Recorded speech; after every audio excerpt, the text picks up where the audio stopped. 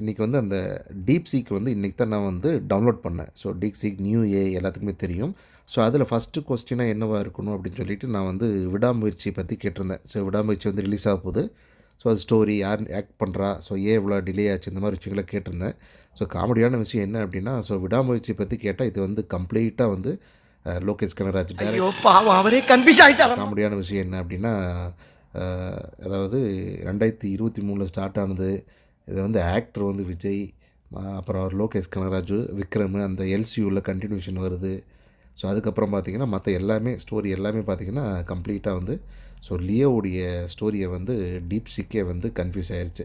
இதில் பார்த்திங்க அப்படின்னா தெரியும், விஜய், திரிஷா, அர்ஜுன், சஞ்சய் தத்து, மிஸ்கின், கௌதம் வாசுதேவன்.